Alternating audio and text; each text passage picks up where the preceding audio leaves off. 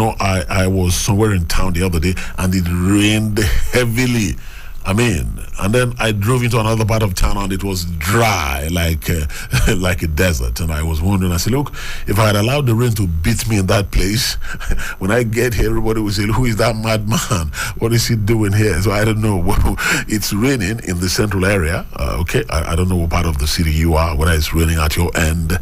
But of course, we pray this rain helps to cool down the weather. It's the Ramadan season and we congratulate all our brothers and sisters who are engaging in that. I believe that is another time for spiritual cleansing where we'll pray for our country, our families, and believe that all will turn out for our good. You're welcome to Politics Now, our usual program here on Citizen FM that we used to update you on the things going on in our country. And of course, the most important thing that we try to do here is to instill that sense of nationhood for us to understand that, look, we are Nigerians at the end of the day, and this is the only land that we have. So what do? You have children. I saw a man, I think he's the president of the US.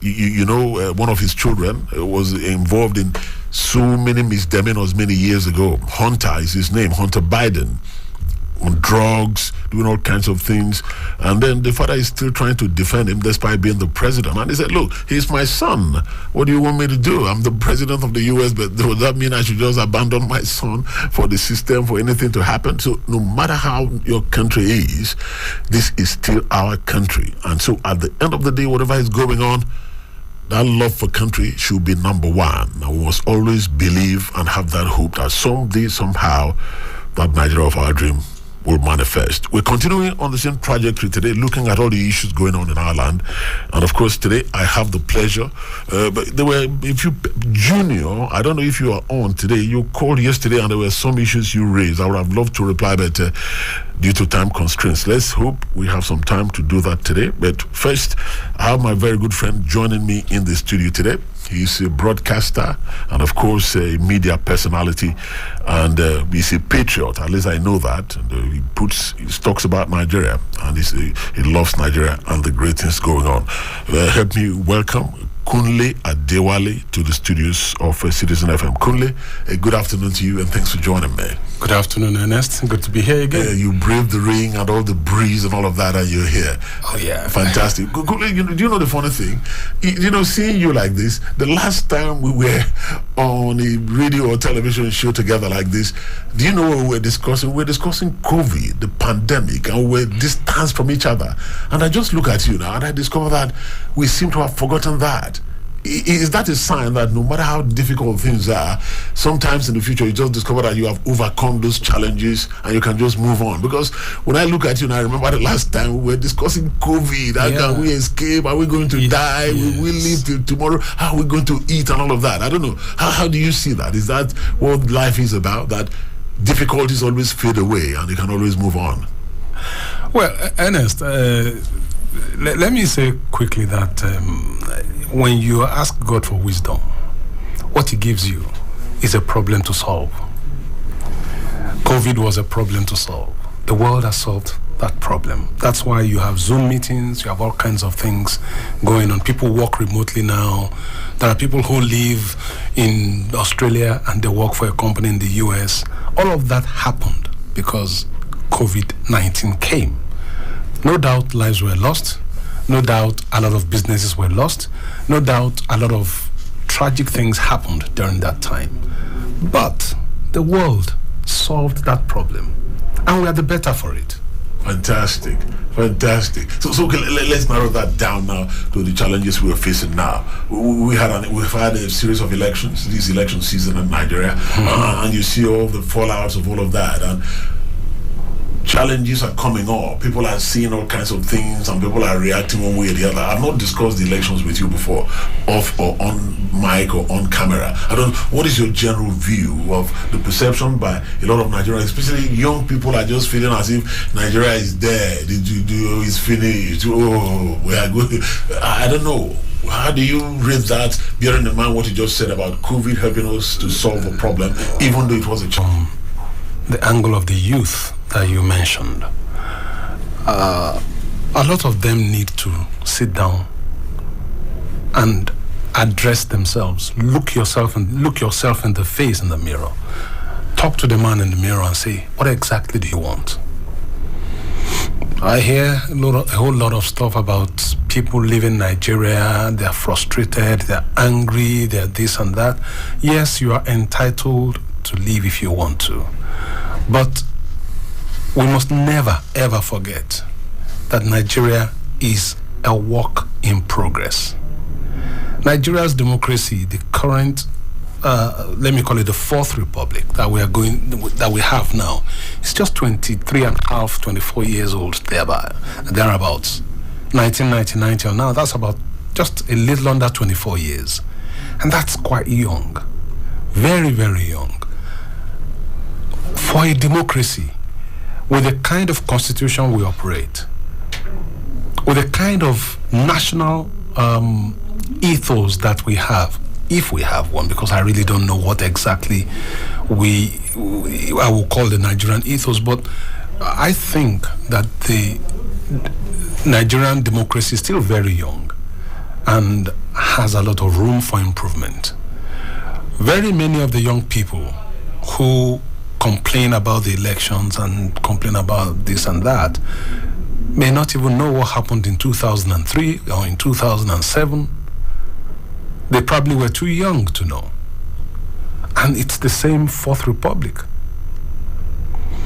When you listen to news or you read newspapers or you even read stuff on the internet, even the unverifiable videos that you see, the posts people put on Facebook, on Twitter, on Instagram and all of that, you will say, oh, these are the worst elections ever. In some parts, the elections had serious issues. In some parts, the elections went smoothly. So it was a mixed grill.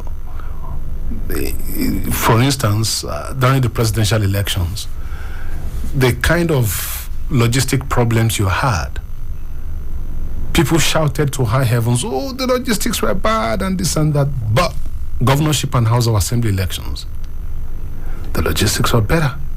Far, far better. INEC got that right. But a new dimension came. In some places, you saw voter suppression, you saw voter intimidation, you saw outright vote buying. And in other places, people went and voted quietly. So it's a mixed bag. And you can't really throw away the baby with the bathwater. What we need to do is to keep strengthening our laws. And in some cases, we don't even need to strengthen our laws. For instance, people talk about, oh, we need an election tribunal. No, I don't agree with them. I don't think we need an election tribunal. I think we have enough laws already. And each agency must know where to step in to enforce a particular law. Okay. For instance, a man comes to a polling unit and he begins to disrupt the peace. He begins to threaten people. He's already causing a breach of public peace. There is an act, there is a law against that in the Nigerian constitution. You don't need a special tribunal for that. The Police Act covers all of that. Yes. So the policeman there can just arrest him and take him into custody because there's evidence, everybody can see it. But we are waiting for a special election tribunal to come and try all the cases. Oh, how are you going to burden INEC with all of that again? INEC that has a plethora of election petitions that's dropping in its lap on a daily basis. How do you do that? Actually, I don't want to distract us from what, but I can understand what you're saying. For instance, I'll give an example. On January 6th, 2020, I think, in the US, yes, after the election results were announced, yes, people stormed the Capitol. Yes. That's where the parliament sits. Yes. The police did not even react then. They let them because that was a mob action. Till tomorrow, they are still watching videos and plucking our hands and let it. Like yesterday, I raised an issue here and I said election. Mm-hmm. But we now have two other parties saying that they won and they are going to challenge that in court, which, like the president-elect has said, is within their rights in a democratic setting. What do you think? And I also saw a tweet, a reaction to this tweet of the Lagos State Governor by the son of Femi Falana. They call him Falz, this musician boy, accusing the governor that you selected yourself. How do you feel when you hear the presidential candidate? So many Nigerians, so many young people are saying he did not win. I'm not supporting anyone, but I'm just looking at this. Is that correct? Shouldn't we just follow what the statutes say, and then while we fight it to challenge and change it if there's a possibility of that? And say the results you declared are not what I think you should declare.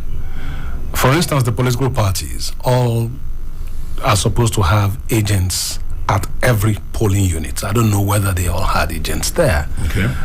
But that means that your agent will receive a copy polling unit, which means you have the results.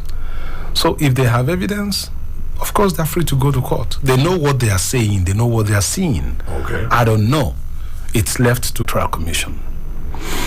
What we are doing when we speak against INEC, when we denigrate the person of the players, you and I have seen that a lot of things have gone. We have a very funny way of solving problems in Nigeria. I call it funny because each time I think about it, it makes me laugh, although it's not entirely something that's full of mirth for me.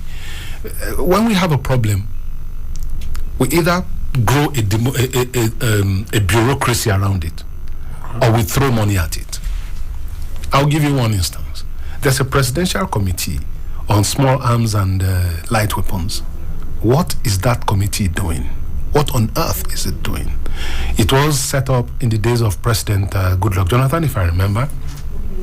It has an office, it has an executive, a chief executive officer, it has staff, an entire bureaucracy, and it's a specific job. And tackle it, submit its report, and be wound up, but it's still there. So we throw money at problems, we form bureaucracy around problems. We don't actually solve them. That committee is there, and I can bet you there are still light weapons all over the place. Small arms, the president is scared to be accused of being biased. I don't know about that. I don't even know who heads that presidential committee right now. Okay. But what we need to do is to stop attacking INEC. If you have a case, follow the process. It's when we test the processes that we build our country. The process, you breach the process here, you breached the process here. I will go to court. That's what people do. That's what we should do as a civilized nation. That means you can actually congratulate the person announced. Oh, yes. And still challenge. And still challenge it. Usurp it and take it over. Yes, you can do that. Actually, yours if you prove it. You can do that. Okay, fantastic. Now, you mentioned about political parties having their agents at the various polling units. And I also gave example yesterday that when I watch foreign television stations, CNN, BBC, and all of that, and I see analysts from the opposing parties, they usually work with the same statistics, but the interpretation of those statistics is where the problem comes. A Democrat will tell you that the number of people killed is a reflection of how many guns are on the streets, while the Republican will tell you that it's as a result of individual errors. But they will agree that, will it be wrong for Atiku to say, look, APC... This is why the law has provided a process that you should go to court. If you are dissatisfied, go to court. If you think you won the election, please show your evidence. That is just the challenge I have in my head. In an election, it is rare. It is not impossible, but it is rare. Okay. For you to find two political parties scoring this in the elections in Nigeria, and I've been conscious of elections since 1980. Let me say 1979. 1979, because I was in secondary school 79, and I wasn't too young to understand what was going on. I actually sat up to watch Verdict 79, as NTA called it then, all through the night, to know who will become the president and who will become governors all over the country. But in essence, what I'm saying is, I haven't seen a situation where that's why it's important for us to ensure that we don't ignore the process. Okay. If you think you didn't win the election, or you think you didn't lose the election, rather, you think you won, and you think something went wrong somewhere, All right. you must be able to prove it, because our laws say that he that alleges must prove. Okay. So if you are able to prove it, go to the tribunal. People think that going to the tribunal may not work. Oh, a lot of people have said a lot of things about the judiciary and society it represents. What does the Nigerian society represent? We are suspended. No, very interesting, because I make reference to that because when I hear the rhetorics from the British Embassy, the US Embassy, these are the embassies who said some time ago that Abuja was unsafe and they started running away. And then the Washington Post is writing an editorial and it's looking at it from a very positive angle, that so many countries, so many people around the world were waiting for Nigeria to go up in flames because of an election. And therefore it comes as a surprise, and the positive one at that after the election it shows that Nigeria is now getting matured in democracy. We know how to resolve our issues internally. So when I hear the US ambassador and the British ambassador saying they're going to sanction people for this and that, I don't know how much interference we have made in their own elections, but we can resolve our own. I commend the Washington Post for looking at that election positively and how Nigerians have reacted despite people being angry that it didn't go their way. We didn't see tires being burnt on the road, and we didn't see anybody getting killed, say, because your candidate won and mine lost. To respond to you directly, the Washington Post article, I started reading it. It was actually an editorial, to be honest. It was from the editorial team. It was an editorial, yes. I started reading. I think I read the first 2 paragraphs, and then I had to leave it, and by the time I finished whatever it was I went to do, I completely forgot to read the rest of that editorial. But the first 2 paragraphs I read told me that this was a positive review of those who live abroad. Have very scathing remarks, very, very negative comments about the elections in Nigeria, comparing Nigeria with European nations, comparing Nigeria with the US, and I marvel. Why do I marvel? One, they forget that the democracy in the United States of America is it's almost 300 years old. That's a long time. They have their issues too. They do. Didn't Al Gore have problems with the elections when he contested the presidency? He did. Didn't Hillary Clinton have issues when she contested against Donald Trump? She did. They have issues, but they put their country first. What we do that is, in my opinion, not right, is that we put down our country because of a problem. And I ask, Ernest, your son or your daughter, one of your children, you said, go to school, and he leaves home or she leaves home. I know they won't do that. I know your children won't do that. Yeah, just go. Yes, they leave home for the purposes of analogy. Yes. And then the school calls you and says, your son didn't get to school today. What happened? Are you going to kill that child because he didn't go to school for just one day? That's exactly the way it is. Yeah. Elections come once in 4 years.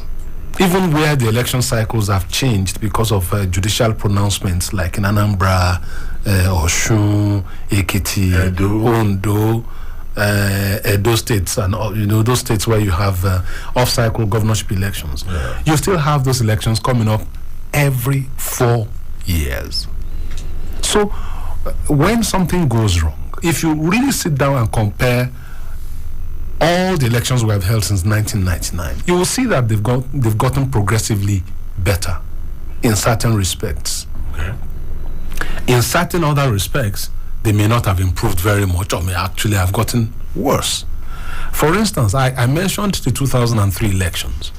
A lot of people were talking about, the elections are over-militarized. Somebody was asking me a few days ago, why did they have to bring out immigration services and correctional services, DSS and all of these people to come to?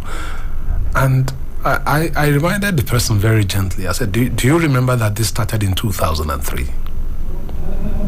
When all security agencies, all the entire military apparatus, paramilitary too, were used in the elections. And it was for a purpose.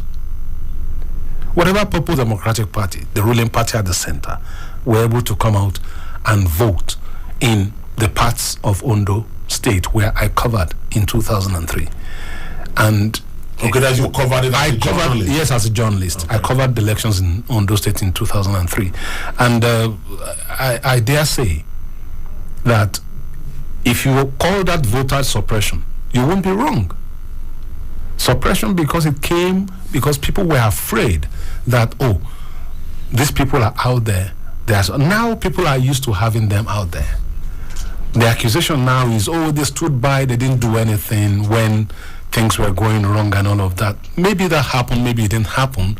I do hope that the people who are alleging can prove. I wasn't there, although I saw people, I saw some videos online where people were talking about the fact that, yes, vote buying was going on and the security to take disciplinary action against such people. I am not one to overlook wrongdoing. If a security agent overlooked something like that, he should face the music. That's exactly what it is. Which brings me to the fact that in everything we do, we must think about our country first. When the law says, don't run a red light, you face the music. That's how it should be. Well, how much of our laws are we enforcing? That's why people have taken so much latitude. People have taken so much liberty now that you can do virtually anything. And people are so emboldened. And that's scary. Ernest, that's really scary for me. Kole, you raised so many issues that they could distract us. So I'm sure we're going to create more time to talk about our country, a situation where someone who runs the red light, who doesn't give way for another person, will now be pointing fingers at the state governor or at the president. No, he doesn't have the moral high ground to do that. You are also doing the same thing at your own level. So we'll leave that for now. But Kole, there's something challenging here. Was it on television this morning or was it a video clip I was watching? And I saw this, there was this Muslim prayer they were organizing. And I heard that Imam saying that, look, what we need to do as a people is to sit back, forget about whether your person won or lost election. Let's pray for our leaders, for God to guide them right, to do the right things for us. And with a situation where we had an election and our constitution says for you to win, to have national spread, you must score at least 25% in about 24 or 25 states, thereabouts. And at the end of the day, we discovered that our president-elect was able to do that. But when we balance his votes against those who did not vote for him, we discover that he scored just about 30-something%. And when I checked that with some other countries who ensure, probably this is peculiar to us, that you must score 25%, that gives you national spread, acceptance, credibility and all of that. But in some other countries, what they demand is that you score 50% of the votes. In places like Togo, Ghana, you go to a runoff until one person scores at least 51%. What do you think in a situation where the president-elect has about 30-something%, and over 60% of those who voted did not vote for him? Kole, how do you think? Is it possible? Can he rally this big? We look at it, this is a large number of those who voted that did not vote for the president-elect. How do you see that? Or do we need to tinker the constitution to say you must score 51% instead of 25% in 25 states? Or how do we get across that? Because it's really disturbing in my head. I don't know what the framers of the law had in mind when they put that in the Electoral Act. But I think it addresses one very critical fact about Nigeria. Nigeria has well over 250 ethnic groups. And to those 250 ethnic groups, you have not just 250 languages, you have about 1,000 dialects of that. Nigeria is a multicultural, multi-ethnic, multi-religious country. Nigeria to a Germany, where they speak only one language. With just little variations? With just a few variations here and there. You cannot compare Nigeria to South Africa. The number of ethnic groups in South Africa, I don't think there are as many as the number into the political space. We can't ignore them. And I want to think that that's part of what the framers of the law looked at before they came came to that conclusion that, look, for you to win the presidential election or become the president-elect, you need to win 25% of 24 states, and to get a national spread. That ensures that at least you have some support in at least more than two-thirds. More than two-thirds. Okay, more than two-thirds of the number of the total number of states. You remember the 12 two-thirds thing came up first in 1983 now? Or 1979. That was 79. 1979. 12 two-thirds. That is correct. How do you determine two-thirds of one state? That's still a question nobody has been able to answer till today. Answer satisfactorily till today. So the framers of the law had all of that in mind and maybe saw a lot more. But when you compare with France, Germany, South Africa, even Liberia, the dynamics are completely different. How many ethnic groups are in Liberia? How many do you have in Nigeria? You can't compare them. Apples and oranges, that's what you have. Okay, so you believe that this, our own style, is okay. Getting 25% sure, especially because you must call that in the different geopolitical. Yes, okay. It's for now, that's what we have, and it's working. Okay. But you see, as we progress, like I often say, there are some reforms that people really desire, that when you ask the National Assembly to do that, they may be a bit reluctant to move very fast on that. And I hope that they will rise above all sentiments and think about the nation. You're hearing the voice of Kunle Adewale, a friend, a colleague, is a journalist and a patriot, talks to Nigerian issues, putting Nigeria first at all times. You know, that's what we propagate here on Citizen FM's Politics Now. We because of the Ramadan fast that is on, there are some things that are impacting our time. So I want to quickly open the lines. In case you're interested in joining us and being a part of this, you have a comment, you're in agreement or disagreement. I remember there was this caller who called about 2 days ago, I think, and was using a kind of language on my guest. I mean, that was very, very, that was in poor taste, actually. Please don't use insulting language. We can disagree. You can have a different opinion. We can share it. We are still brothers and sisters at the end of the day, but we don't need to be using insulting language. So please, you can call 0903-222-9797. 0903-222-9797. There's an alternate number, 0818-2222-205. You can call those numbers. 0818-2222-205. You can call if you have a question for my guest, Kunle Adewale, and then let's hear your take on what you have to say. Hello, good afternoon. Hello, good afternoon. Yeah, good afternoon. Thanks for joining us. Am I on to Citizen FM? You are on to Citizen FM, actually, yes. Okay. That is your radio set howling back at us. Could you lower the volume of your radio set? Still lower it a little bit. It's still echoing. I think you should turn it off. My radio is not on at all. But you are near an electronic material, definitely. Okay. That is I believe on speaker. I think I hear me. Tajudeen. Yes, calling from Apple. Okay, please go ahead, Tajudeen. All right.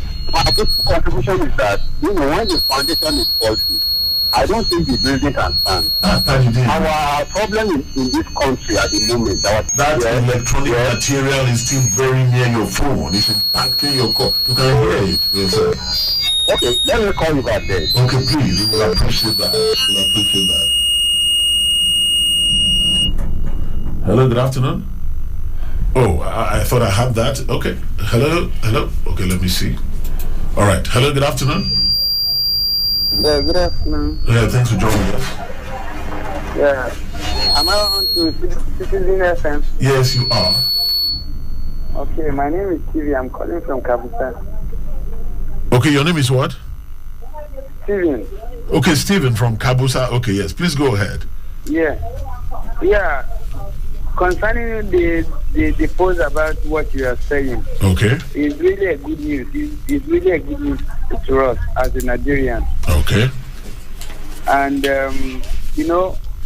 I could have go to another issue, but it's not good to distract you people. So you people should keep on a good job. But what is the issue you want to talk about? This is our country. You need to speak up because that's the essence of the show. We want to talk about our country so that our leaders can know the right things to do for us. You know, your guest, during your conversation, your guest mentioned something about red light, you know, and that red light issue is only when we begin to, you know, stop rich men that travel with securities on the on our road. You know, you know, when the red light shows on our road, you can see a rich man that is coming with multi security, and he will run the red light. Okay, as if big man is above the law. Okay, all right, Stephen. Okay, Stephen, I hear you. We will look at that. Hello, good afternoon. Hello, good afternoon. Yeah, good afternoon, sir. Yeah, thanks for joining us. Yeah, it's Jerry calling you, sir. Okay, Jerry, how are you doing this afternoon? Well, thank God. Yeah, please, quickly, let's hear you. So many calls falling in. Kunle is like, yeah, please go ahead, Jerry. You have 20 seconds. Let's hear you.